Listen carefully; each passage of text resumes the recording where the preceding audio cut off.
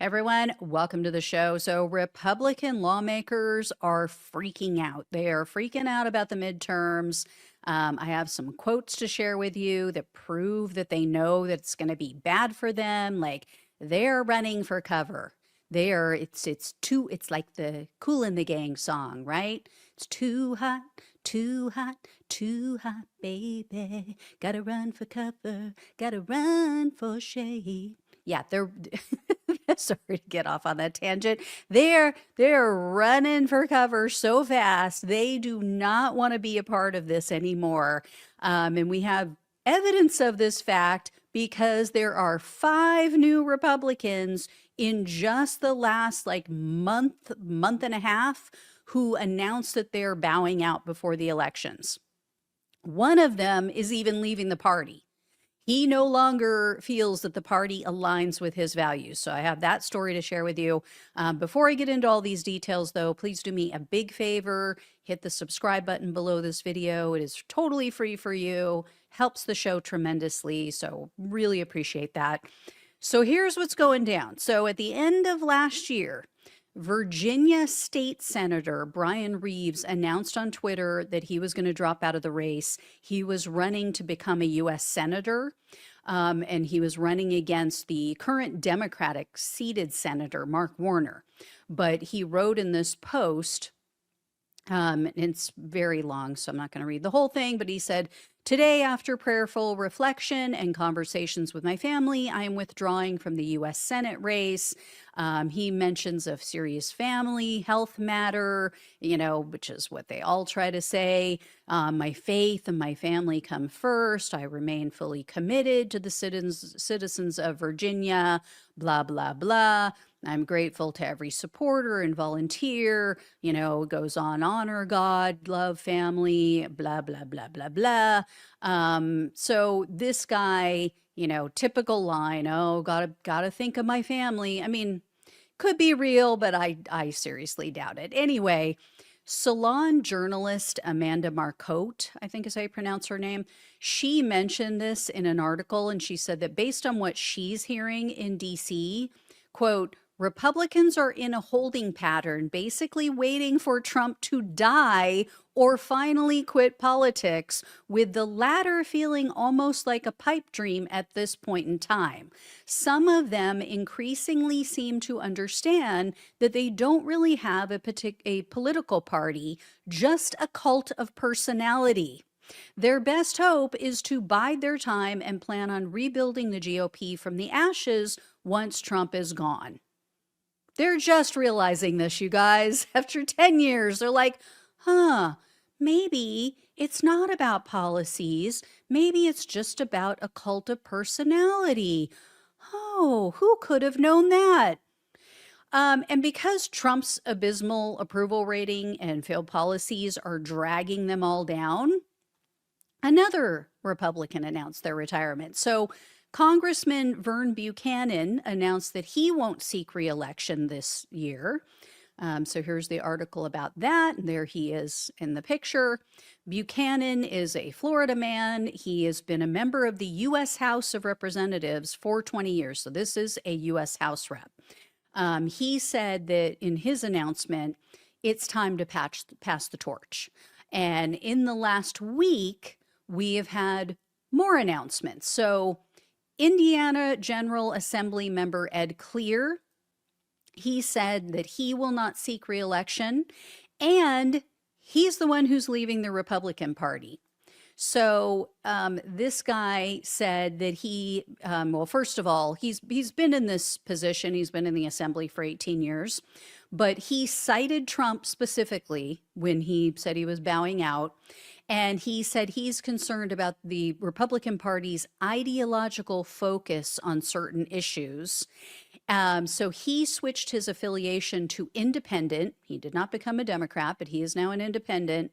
And he is going to run for mayor in 2027. And Clear told a local news outlet that Trump pressuring them, because you guys might remember that big whole brouhaha with Indiana, he said that Trump's pressure for them to redraw their congressional districts was a, quote, very obvious and extreme example of how the toxic and divisive politics of Washington have made their way to Indiana. And he admitted a lot of his colleagues feel the same way. They're very disturbed by all of this, but they're too afraid to speak up. I mean, it is so pathetic. This is supposed to be the party of the alpha male, right? These aren't the soy boys on the left. These are the alphas. Peace through strength. All this bullshit that they spout out. And then it's filled with nothing but Trump cucks and betas. And speaking of which, Barry Loudermilk, he is one of the latest to take his marbles and go home. So here's the announcement on that. Loudermilk is now, well, I get he was the 29th to announce his exit. I now have a 30th today for you, but he is a member of the U.S. House of Representatives. And he also, as you guys might remember, he's the guy who gave a tour of the Capitol. I believe it was on January 5th. And then one of the people in the party that he gave the tour to attacked the Capitol the following day and was arrested. So, yeah.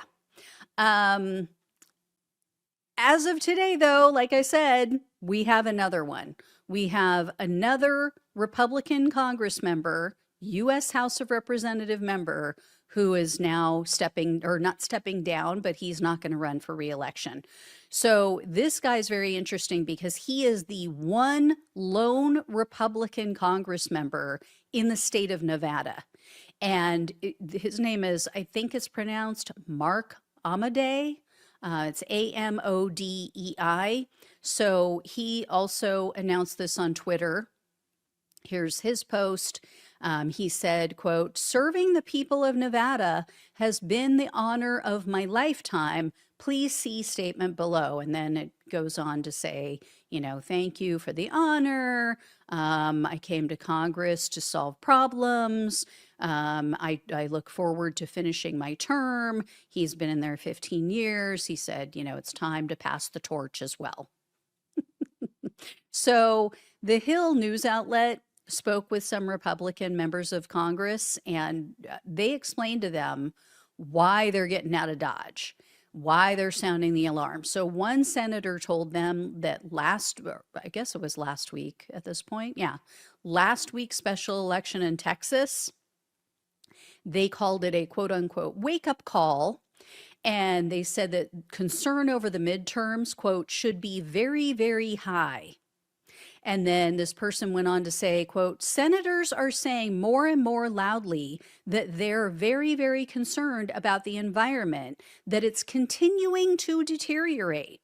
They say it over and over again." And the Hill wrote this. They said, quote, "A second Republican senator who requested anonymity told The Hill that voters across the political spectrum aren't happy with Trump's handling of the economy and inflation, and a growing number of independents are turned off by his administration's aggressive deportation tactics in Minneapolis. Republicans are right to be worried about the midterms," the lawmaker said. "You can feel when the water temperature changes, and it feels like it's going to change in a second." No, it's changed. It's hot. It's getting hot in here. So get the hell out of DC. And then another Republican senator was kind of coping. This person chalked it up to, it's just typical politics. This is what happens. The party out of power always has a good year in the midterms, blah, blah, blah. But he did admit, quote, "Clearly we're more on the defense."